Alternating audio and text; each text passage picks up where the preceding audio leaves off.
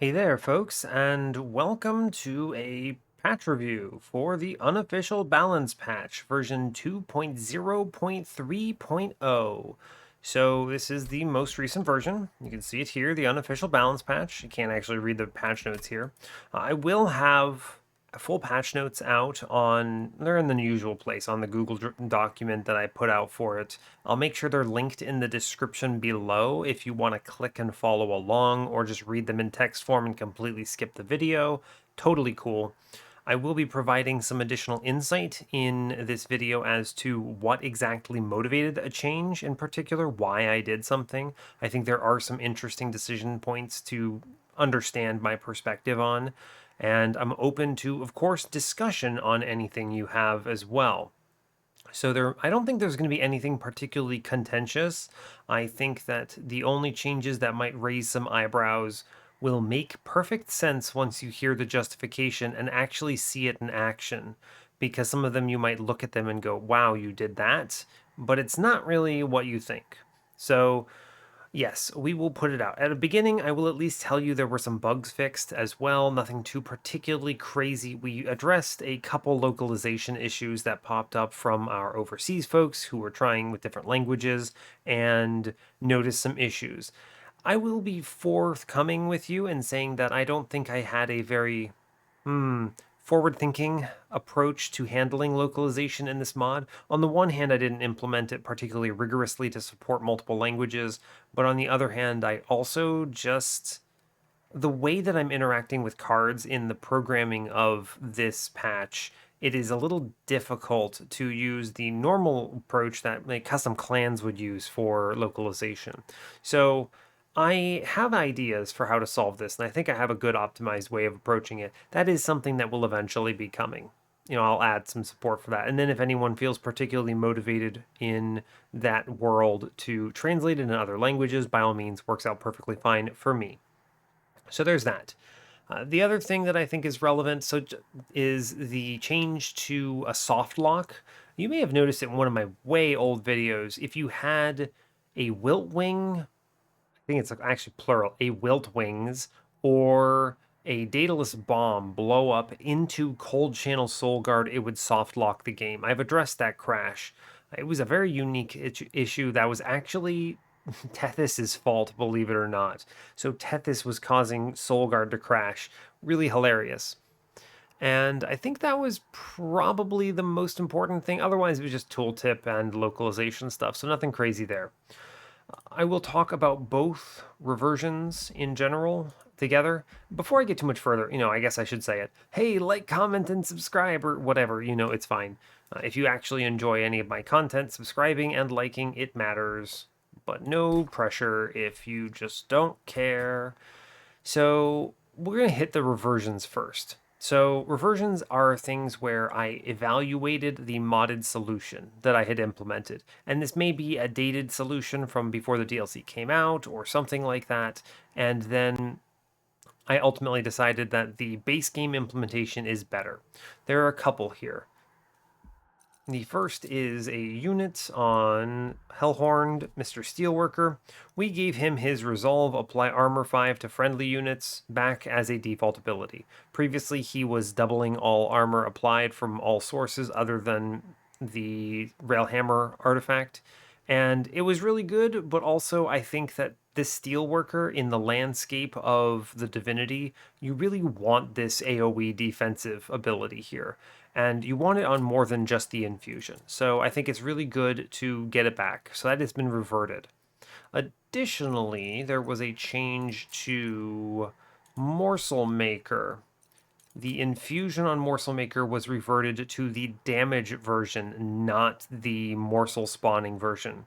There's a good reason for this. I think that in general, Umbra lacks for stat scaling, and having the option available of a stat scaling that is just perfectly fine, infusion is really important. So after a lot more game time with the DLC, I felt that this change needed to be reverted on Morsel Maker. So it was.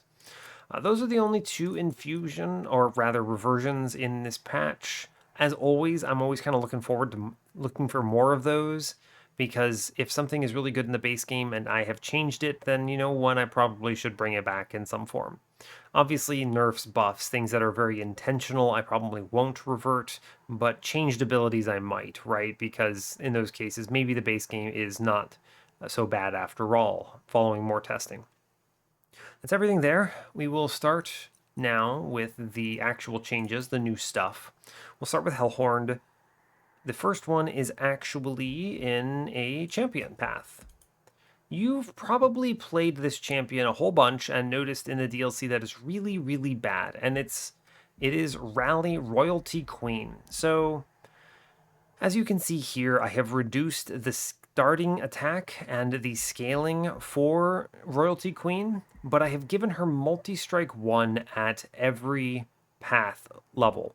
So there's a few reasons why I think this is good. One, because Imp Parade doesn't spawn fledgling imps anymore in the mod, you don't have to worry about the Royalty 1 Imp Parade 2 setup. That might go out of control really quickly and just self-generate scaling lines and just kind of get really powerful there. Obviously, it only hits twice, but if you had anything in the front that hit multiple times, you could easily clear waves with it. I don't think it's particularly problematic, but it was something that I was considering.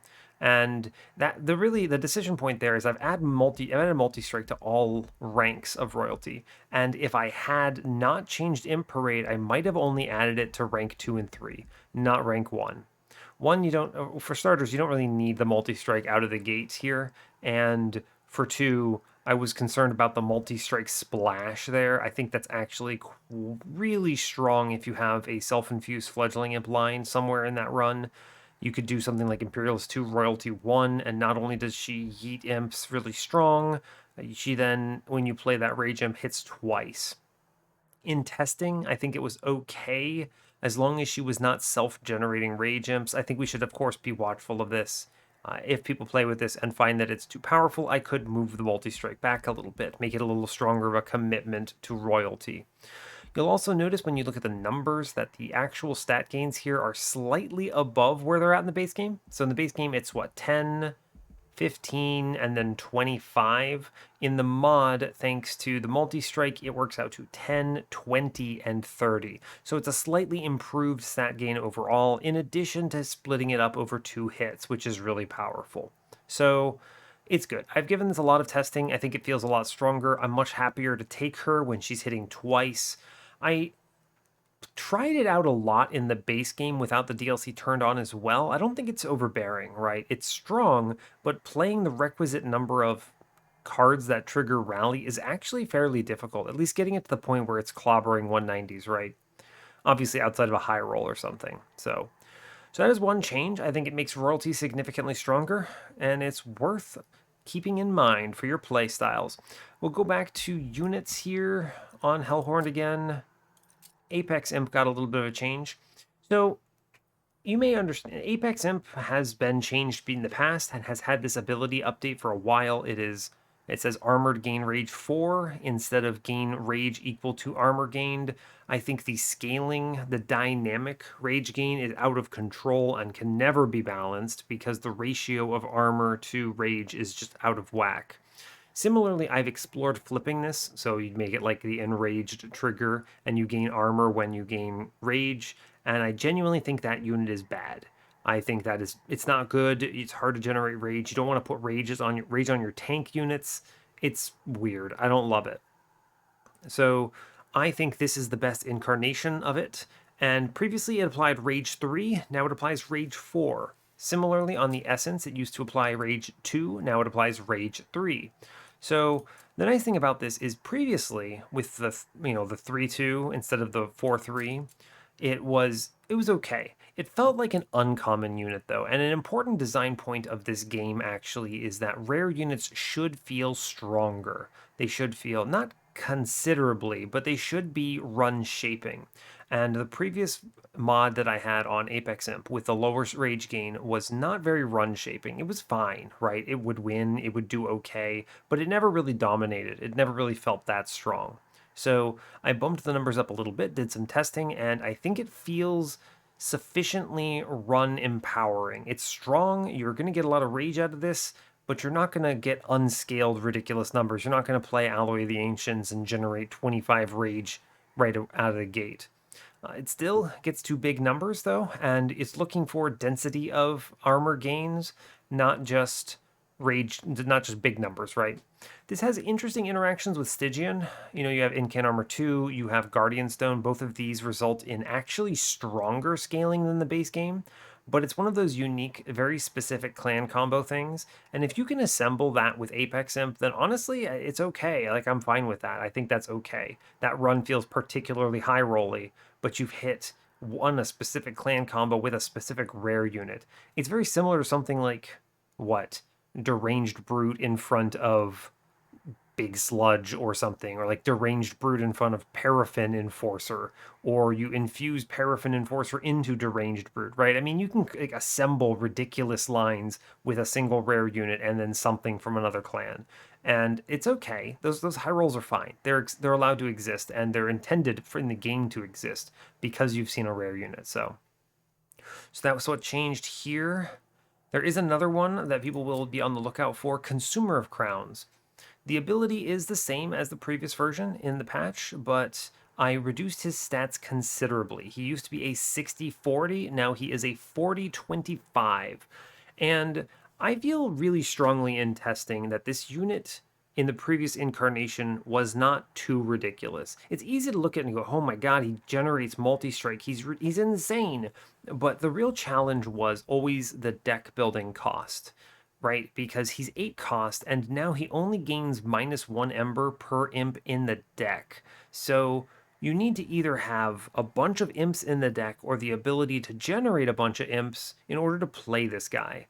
And that's actually pretty tough, especially since Imp Parade is not creating imps anymore, right? It's enhancing imps. So you don't have a free choice here.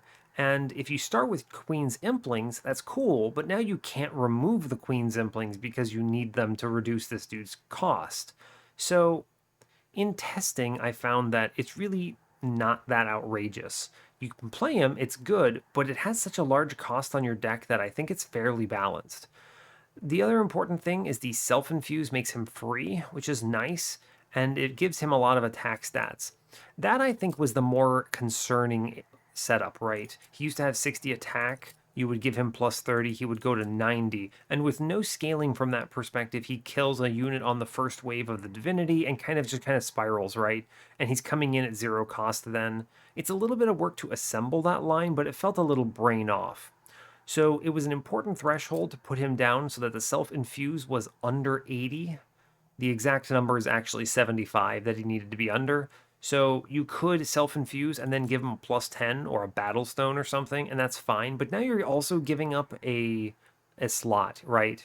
You're giving up a slot on him. And really what he wants is quick multi-strike. And if you're giving up a slot for plus 10 or something, it's not ideal.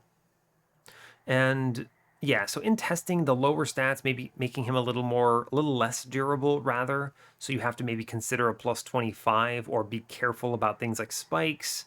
And then you have to invest a little more in his attack. It feels a lot more balanced overall with all conditions applied. So this is a nerf from the previous version. I feel it's good. I'm looking for thoughts.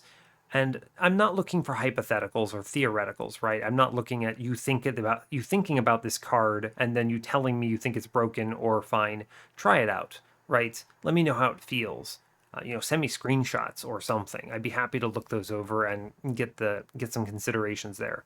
So yeah, I really like this ability, and there's been such a positive, effusively so, feedback to this ability. It feels like a really good rare unit. So I want to keep the ability and the synergies it has, and at most play around with numbers. So that's where that's at. It feels pretty good in testing, in my opinion. I actually don't think it's any crazier than something like Deranged Brute or whatever. So, and then the last change in Hellhorned here is on Mr. Horned Warrior. So Mr. Horned Warrior now has a changed infusion. It says multi-strike 1 and melee weakness 4. This echoes, if I believe, just type multi-strike, and we get rid of units and we make it Hellhorned. Oh, if I could spell multi-strike correctly. Interesting that One Horn's Tome doesn't pop up here. Oh, it's because of 1 cost. Yeah, here we go. All right, cool. So, yeah, you can see Horned Warrior and One Horn's Tome. I wanted to get them on the page together because the infusion here echoes One Horn's Tome perfectly. One, this like analog, this contrast of them being the exact same essentially is an important thing from a design perspective of the clan. It mattered to the devs, so I wanted to respect it. Two, I actually think it makes this multi-strike infusion significantly more applicable to things outside of what Railbeater and Apex Imp, right? You can now play it in other things as long as you have the HP to survive that initial hit. And it could also be balanced out by things like damage shield to offset the melee weakness, or a lot of things. You can play a lot of armor on it to take that first hit, and then it's okay. And especially if you're taking that hit from the Divinity or whatever, you might be able to solve this in a number of ways. So in testing, this felt a lot better. It's a lot more applicable, even though it still has a cost associated with it. And so that is a new change. Next, we're going to be moving on to Awoken. There's not a lot here in Awoken right now, but there's a few things I wanted to hit on. The first is a unit. If we look and let me pull up the Hollow, specifically Awoken Hollow. If you read on the screen the Cultivate tooltip, you'll see that it says increase the attack and health of the friendly non-morsel unit with the lowest health by the Cultivate amount. I have adjusted Cultivate's behavior to not interact with morsels. This is really important because now you can play a morsel on the floor and spam restores and not buff the morsel. So this is a convenience quality of life sort of thing. If you were a good player, you were just cultivating before playing the morsels, right? But you also had some weird cases where this would cause problems. Like if you put lifesteal into Awoken Hollow, when he would attack, he would cultivate a morsel before he would eat the morsel. It was wasting triggers, right? So this is genuinely an improvement that I think should be in the base game. So I brought it over here. It's one of the most requested things for the Cultivate keyword that I've seen in like Steam forums, Reddit, elsewhere. So hopefully folks like that. Awoken Hollow feels a lot better when he's not fighting against the mechanic of another clan. The next one is an interesting change, and I want to talk it through pretty thoroughly. This is the Husk Hermit. It has everything that is the same, but you now see it says Revenge +2 attack on it.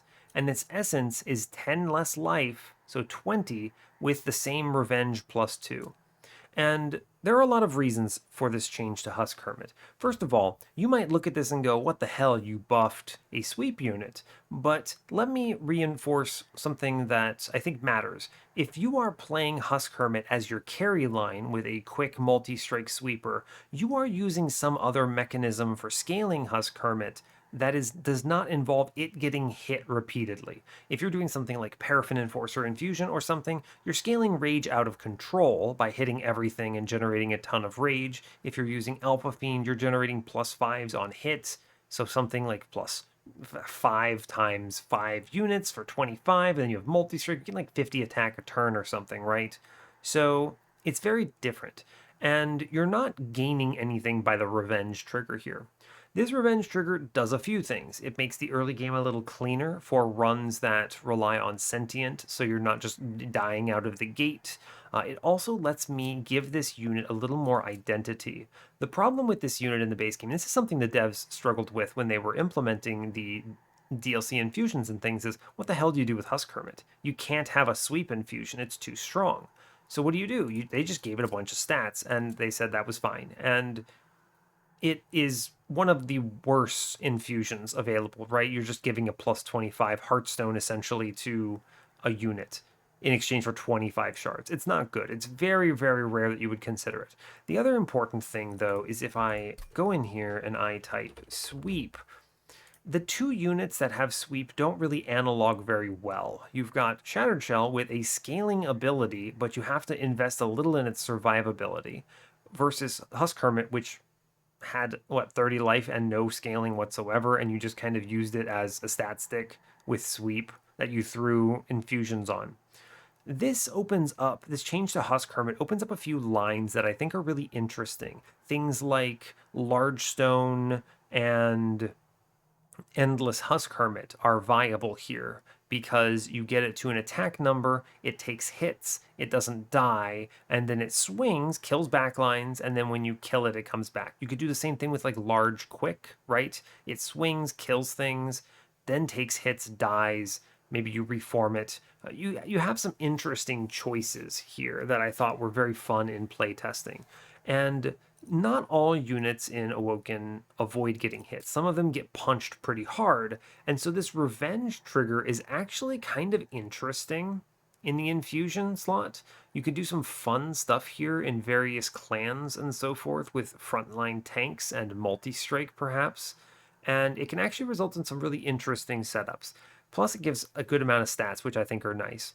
It's really more about making the two analogous, the two sweepers that is, and creating a more interesting sort of dynamic here. And also giving it a more interesting infusion. And in playtesting, it doesn't change it much for the high end. It actually doesn't change it at all, right? Oh no, the Divinity sweeps and hits your Husk Hermit for 11 damage, you gain +2. If your scaling is relying on that +2 per turn, something is really wrong, and you're probably you won't have made it to the Divinity because you're dead. This creates a lot more interesting just playstyle overall. It's a very fun change, and in practice, it doesn't change the high end at all, like I said, so I like that a lot. Let's see, the next card that we're going to touch on is, let's see if I go to 3 cost, I should see it, Awake. Just read this card real quick. It's so nice. It now says restore 15 health twice. Apply regen 4. So what this says is this triggers rejuvenate triggers twice now instead of once, and it takes magic power twice as effectively. Awake is a historically overcosted card for its effect. It's been nerfed over the history of the game for a lot, and the truth is that there's really not much reason to. It is a fine card in the base game with -1/-1 in it, but it is really expensive for its base value. Compare this to something like Inferno, right? You know what's better? Just kill the entire enemy wave for 3 Ember, as opposed to Awake, which heals one dude a little bit. This at least helps to justify the 3 costs because you get 2 triggers of your Rejuvenate, which is really nice, and then the 4 regen helps offset the fact that, well, you're paying 3 Ember for this, or you're paying a lot of your -1s into it. So this felt a lot more balanced overall, and supports the archetypes in the clan that I think need it. So and that's everything on the side of Awoken. If we jump now over to Stygian, but it's going to be champions first, there are a couple things that matter. Tethys. Okay, so first of all, let me direct you to Handheld Totem. You'll notice it no longer has Sweep. There's a reason for this. Sweep was a vessel in the base game for applying spell weakness, right? You had to hit the entire floor in order to apply spell weakness to it. But now the prepare trigger exists and has existed in the mod for a while. So this means that you always apply spell weakness 1 to all enemy units. The nice thing about this, though, is that you don't need the sweep anymore. And it's important because with the sap path and the frostbite path, their stats had to be gimped pretty hard in the lower ranks because of the splash with Handheld Totem. Their stats could only get exceptional at rank 3 because at rank 3 you're guaranteed to not have sweep. But now you get things like you just get higher stats in general. I have higher sap figures on Tethys here in the Withering Monument path, which is really good. 4, 6, 8, really solid. And also, the stat line on Handheld Totem itself is really potent now. It hits for 80 because it doesn't sweep, right? I think this is a really important change to avoid quick sweep Tethys, which solves all your backline problems in one round. I think it's a natural solution now that the prepare trigger exists, and all of the lines feel extremely competitive and good right now because her stats aren't terrible. She isn't dying in one hit to the Divinity on any path. So it matters. I think it's really good overall. So the changes are to the stats here and the lack of sweep. So I'm not going to go over all of the particular nuances of the differences, but it's fine. You can kind of browse. They're in the patch notes. You'll see what I mean. So fair enough. The next one is something I have wanted to change for a long time. It's over here on Solgard, actually. You'll notice that with Solgard, we have a really big change on Direchannel here. It no longer has an action trigger, right? It now does damage, and at certain thresholds of Shard, it gains Trample. Real cool. Let that sink in for a moment. It's really nice for a lot of reasons, though. Basically, you notice that it automatically synergizes with things like Titan Channel. Titan Channel gains health and loses phased if you incant enough, whereas Solgard on Dire Channel gains attack and gains trample after you generate enough stacks of shard. And the nice thing about it is that you can combine them however you want to create like the scaling plan you need. I've tested out variants that are like Dire Channel 2, Titan Channel 1, Titan Channel 2, Dire Channel 1, and it's all about where you want your starting health to be, where you want your starting attack to be, how long you want it to be before you're online, whether you value tanking or attack more. It's really flexible, is what I want to say. And it's really nice. The trample is a really good interaction here because suddenly you're rewarded for incanting a ton on Solgard. Whereas in the base game, Dire Channel just hits one unit really big and then does nothing. It's like a really bad Nameless Siren, basically. Whereas now in the mod, it is a very strong carry line if you can incant enough. You'll notice that the stacks of trample, in order the stacks of shard required to gain trample rather, do go up. You might ask why that is. One, it echoes the Titan channel behavior, but more importantly, because the scaling gets so strong here, you do have to be willing to pay a little more in the terms of incants in order to get that benefit, the trample extra, right? You go from 3 to 5 to 8 plus 8 a hit is pretty strong. So this can quickly ramp to potent levels on the Divinity and on Seraph. So a really fun change. I think that this revitalizes Solgard substantially, and I really, really enjoy playing him in the mod as a result of that.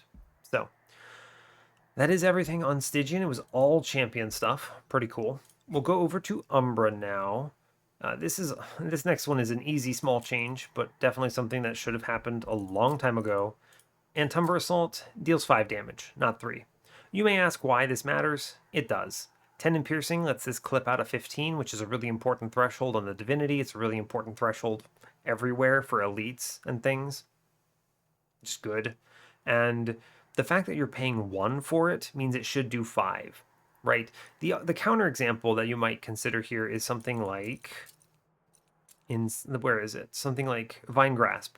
Vine Grasp deals 3 still too. I haven't changed Vine Grasp. The main differentiator here, Vine Grasp is free. If Vine Grasp costed 1, I would make it do 5 damage. Right? I mean, for sure, of course you would. But it costs 0. I like and it makes sense from a design perspective why it costs 0 in this clan, so it should deal 3. And so that means that I can do things with our friend Antumbra Assault to make it feel a little more powerful. Really good threshold for it to hit. I think it's important. And that's the only change in Umbra this time around. There was really not much else I wanted to do here. I was focusing a lot more on some of the other things. There are changes to Melting and Wormkin as well, but not too terribly many. The only change in Melting is to Memories of the Melted. Yeah, it's a very different card now. I've gotten rid of Consume, I've gotten rid of the Permafrost that used to be present in previous versions of the mod, and I have made it a Sacrifice card. It says Sacrifice a unit, gain 3 Ember. This is important because one of the things that doesn't make sense to me from a design perspective is how inaccessible sacrifice triggers or sacrifice effects are to melting in general. You'll notice that I actually have a few cards that do it now in melting. So Memento Mori, for instance, sacrifices a unit, and now Memories of the Melted does as well. This is really good because the clan needs ways to kill units, its own units. And one of the nice things about Memories of the Melted in this form is that you can trade dregs and things like that for Ember at any given point. You can use it to immediately access things for reform purposes. So you kill a unit, immediately reform it. It gives a lot of synergy there. And then also you get the Ember to capitalize on it for some kind of cross-clan synergies or things like that. The card feels much better overall. Now, obviously, you want to find some way to make this work in melting. You probably aren't spending a ton of ember in melting, generally speaking, so you want to rely on your clan combo, right? This does work pretty well, in my opinion, with free morsels getting generated and things like ember drain strategies. You can just generate ember out of this by killing a morsel every turn if you have like Antumbra, abandoned Antumbra or something, or like Shade Lamp or whatever. It's kind of fun, has some neat interactions there. And yeah, this obviously also plays into other things that rely on unit deaths, like fatal melting, right? So it's the only change in melting. We'll move on to Wormkin. There are two changes here. First, we have units, and I want to find Keeper of Echoes. Keeper of Echoes has not changed. One of the interesting things is I pretty strongly believe that in the base game's balance, that the costs associated with Wormkin units are pretty high. But when you nerf a lot of the cards that are really overperforming in Wormkin, it it's interesting because I don't think you necessarily need to buff the units in compensation because the clan is really strong still. So instead of making Keeper one cost here, I made its essence +1 Ember and Inspire apply its whole ability to friendly units. So instead of being Siren of the Sea, but for Inspires, now it is more Keeper of Echoes. You could self-infuse this thing, which brings it up to 3 Ember and gives it 2+2+2 to the whole floor, which is pretty cool, but makes it much harder to play. Or you can do things like put this into a Bogfly Cocoon. What is it, a Bogfly Chrysalis? And you then pay 2 Ember for it and pop it out, and it now scales the floor. And you can do some cool things there. That is a line that doesn't really work in the base game right now, but it is pretty cool that it enables it here. I think this opens up a lot of interesting options for the clan, and in general is something I pretty strongly like. So I think it's great. I think it's a good change. I'm interested in people's thoughts on it and the thoughts on playing with it. Because for me, trying it out, I was using this infusion a lot more. And it didn't feel too strong. It just felt, Wormkinny, right? Like it felt like it matched the clan's theme. You give a trade off here. You give it an extra ember, and you now get a big ability. So, pretty cool. And then the last change in the patch that I want to hit on is, where is it? Total Recall. This card has completely changed. It is now 3 Ember up from 1. It no longer consumes, which is actually an important balance tweak. And it reads, return a random consumed spell to your hand for each echo, clear all echoes. This card is really, really interesting. If it had consume, you could actually self-infinite with 2 of these, which is kind of interesting. But since it does not, you have a lot of interesting synergies. And this is important because if you compare this to ambient charge, let me see if I can get them on the same page. I don't think I will be able to search them up, right? I'll show you ambient charge later. But basically, the idea with my idea with these two spells is to help bridge the gap between the two archetypes in Wormkin. Right now, there's a pretty wide gap there. There's a big rift, and you have Etch on the one side that wants consumes. You have Echoes on the other side, the Inspire line that wants Echoes, and they don't really play well. There are some relics that help here, like Bog Slime or Karuska. There are some cards, very few cards, things like Return Soul that help bridge that gap. And that's about it, right? There's really not much else. So this card and Ambient Charge are the least used cards in Wormkin, and for good reason. They're the weirdest. They don't do a lot. They feel strange. You maybe play them early on and then remove them. They're a little forgettable. A little. They're very forgettable, actually. So I used them as an opportunity to bridge that gap, make the clan play a little nicer with itself, actually. So in Total Recall's case, you can see here it's expensive, but it allows you to convert your echoes into consumed spells, which is really important because this brings them back to your hand, not to the top of your deck. So you theoretically can get a lot of card plays out of this, which is really strong if they're zero cost consumers.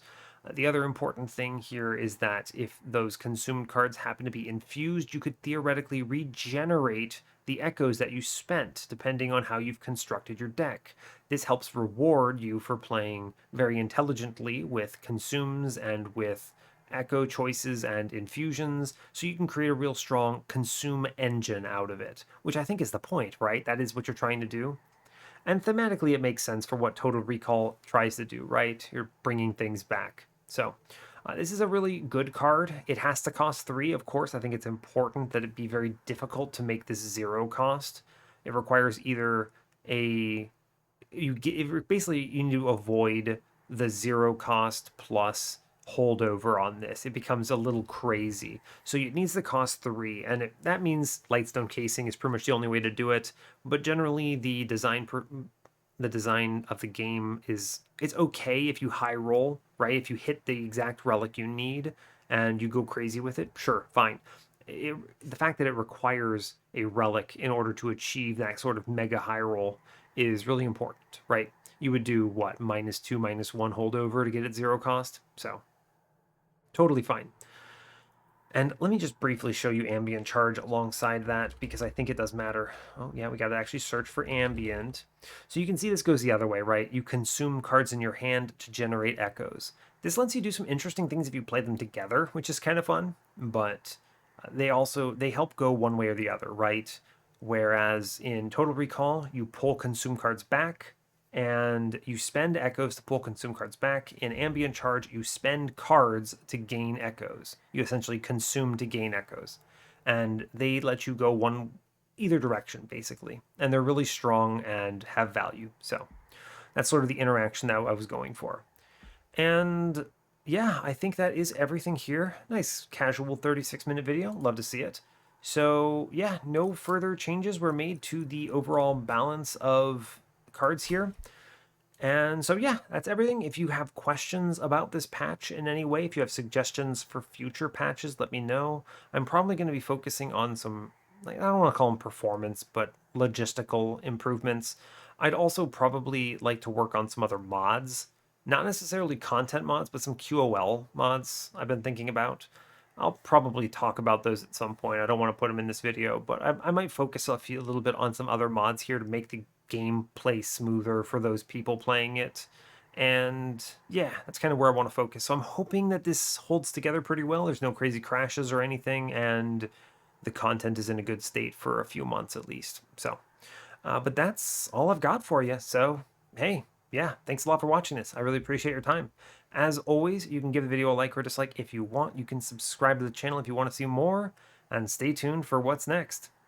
Take care, folks.